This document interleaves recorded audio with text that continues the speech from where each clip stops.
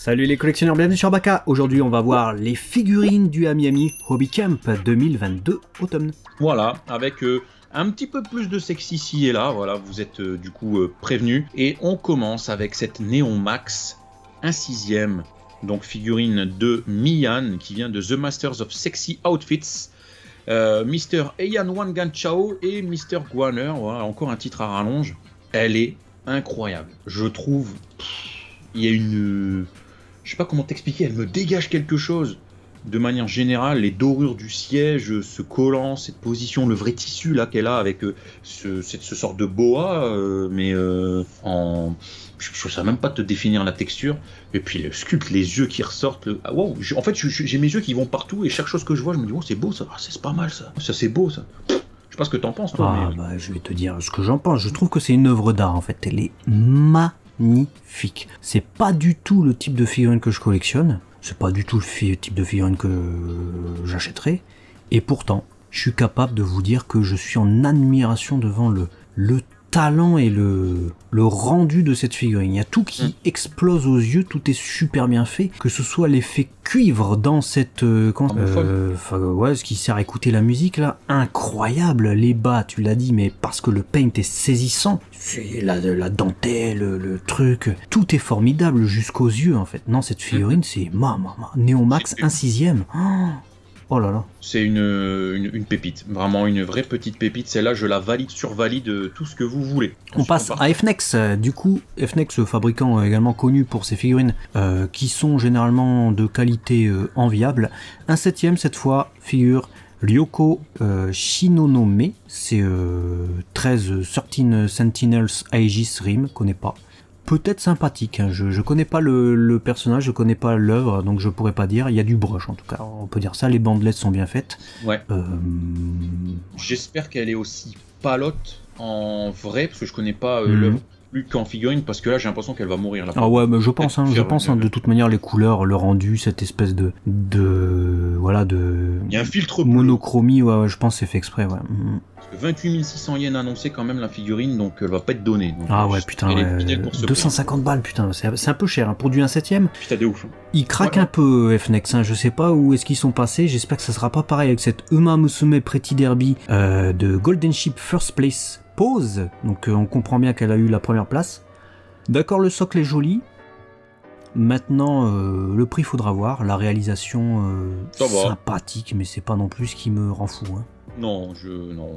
Bah, le Cara Design, je suis pas forcément amoureux du Cara Design général. Donc, bon, alors si t'aimes, tu vas aimer. Si t'aimes pas, t'es comme nous, un petit peu plus neutre. Moi, je préfère tout de suite passer sur cette Rose Zero, très clairement en Bunny version. Là, ça me parle un peu plus, frère. Tu vois ? Ouais, pareil. Figurine 1/7 de Rem, Wa Bunny version, donc Wa le Japon évidemment. Après, ils se sont fait un délire, hein, parce que son kimono est un peu découpé quand même. Il y a une partie inférieure qui laisse entrevoir très visiblement des collants, des bas, etc. C'est original malgré tout. Il y en a 150 des figurines de Rem, mais voilà, si vous aimez les tissus, les vrais tissus, parce que les bas seront en vrai tissu, et puis ces espèces de mochi lapins, il y a moyen. En tout cas, elle se touche l'oreille. Ensuite, on va passer à Bungo Stray Dogs avec un duo de figurines, hein, puisque vous voyez que c'est scindé au milieu, mais c'est deux figurines, donc non, vous n'aurez pas les deux pour un seul prix. Faudra ni ma liberté de penser d'ailleurs au passage. Voilà, dites-nous dans les commentaires. Nakahara Tsuya d'un côté, Osamu Dazai de l'autre. Bon, effectivement, j'ai l'impression que tout l'intérêt de cette figurine, c'est de casquer 2 fois le prix, hein, pour que ce soit un vrai duo. Ouais, parce que seul, imagine, autant celui de droite, j'imagine que ça va être Osamu Dazai. Bon, ça peut passer, mais celui de gauche, tout seul, t'aurais une main et une partie de manteau qui dépasse l'escalier.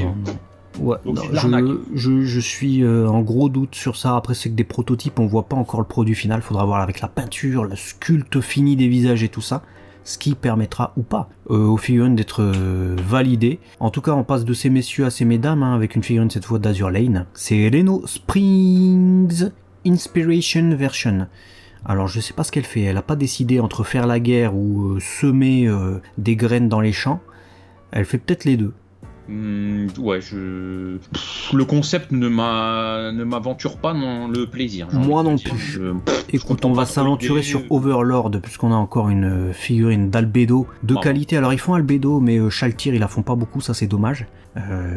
Mais quand même, dès qu'ils font Albedo, ils font des plumes, et dès qu'ils font des plumes, bah on est content quand elles sont bien faites. Et là, elles m'ont l'air plutôt bien faites. Donc, limite, j'ai envie d'en prendre une et d'écrire avec, tellement c'est réaliste. Non, vraiment, on verra le paint final, mais le sculpt est ouf et imaginez le nombre de temps qu'il faut pour juste faire que ses plumes. Ça doit être colossal. Et je salue aussi l'originalité du sculpt, parce que des Albedo, on commence à en avoir pas mal. Cette fois, là, vraiment un sculpt singulier, je trouve. Non, vraiment bien. J'entends limite le mouvement de l'aile qui s'est replié devant. Tu sais, genre, tellement c'est bien foutu avec cette espèce de barrière. Non, vraiment bien. Et ensuite, on termine avec Love Flops, Amelia Irving. Qui peut être sympathique, je ne connais pas. Après, le mouvement est là. Il y a quand même une dynamique avec le sculpt. Et puis, je trouve que ça dégage quand même un certain cachet de character design. C'est-à-dire que si jamais c'est ça le character design du personnage de base, ok. Voilà, après, j'ai pas plus à en dire. C'est pas... Non, moi non plus. On passe du coup à CA Works, qui nous propose du coup cette figurine de Misaka Mikoto Gekota Kigurumi Version, qui vient de A Certain Scientific Railgun. Ouais, Tuaru Kagaku no Majutsu. Voilà. Qu'est-ce que t'en penses de ce petite grenouille là ? Bah, j'aime bien, ça peut être original. Après... Mikoto, donc elle a les cheveux châtains, Mikoto, hein, donc pour vous imaginer un peu les couleurs. On imagine qu'elle sera dans une tenue de grenouille verte pétante. Ça peut être très original. Donc pourquoi pas, ça peut offrir quelque chose qu'on n'a pas du côté des figurines de Tuaru Majutsu, donc à voir. Ok. Allez, on va passer cette fois-ci à Kadekole avec cette figurine 1/7 Pandora Wedding Version qui vient de Fate Kaleid Liner Prisma, voilà. Je suis en demi-teinte. Je trouve à la fois la proposition originale et de manière générale, quand je la vois, je me dis wow, elle a l'air sympa. Et en même temps, je me demande si on va pas ressentir beaucoup de plastique derrière cette fausse sensation de brillance, si ça va pas sentir le PVC en fait. Je te rejoins tout à fait parce que déjà le voile, pour moi, il fait trop plastique. Beaucoup trop plastique, beaucoup trop épais peut-être, et l'espèce de tissu de soie qu'on devrait voir avec cette robe, je sais pas. Ouais, je suis d'accord. On passe ensuite à cette figurine de Megumin Race Queen Version Kono Subarashi Sekai ni Shukufukuo. Je suis dubitatif aussi, encore une fois, il y a un mélange de genres entre le métallique et puis le mat d'un autre côté. Je sais pas trop, j'ai l'impression qu'ils ont pas su se trouver sur cette figurine. Totalement d'accord. Pas emballé. Totalement d'accord. C'est-à-dire que si vous prenez le sculpte de base, je pense que c'est franchement une bonne figurine avec un équilibre assez étonnant. Mais alors la peinture, ça va pas du tout. Tu l'as dit, métallique et mat, ça va pas. Et en plus de ça, les yeux, c'est un sticker, les gens. Les yeux, c'est un sticker. Et manque de broche sur les parties mat, je trouve, à part sur le bâton, sur le bout du bâton. Mais ouais, non, gros ratage pour moi niveau peinture et niveau autocollant là-dessus. Voilà, en tout cas, on va passer à B-Box. Et Rocksteady. Rien à voir avec ça, et rien à voir avec Bouygues Telecom non plus. Mais on aura une figurine de ReZero d'Emilia, qui, je l'espère, Emilia est lourd en termes de paint, parce que je trouve le sculpt ouf. Ouf. Et en plus, Emilia, elle est moins représentée que Rei Muram. Et quand elle est représentée, elle est souvent moins bien. Donc là, franchement, ça peut être l'occasion d'avoir une de figurine d'Emilia pour tous les fans de ReZero. On soutient en tout cas le projet, à voir du coup le prototype peint. Ensuite on termine avec du sexy, on l'avait dit, avec cette figurine Harvest, illustration de Bison.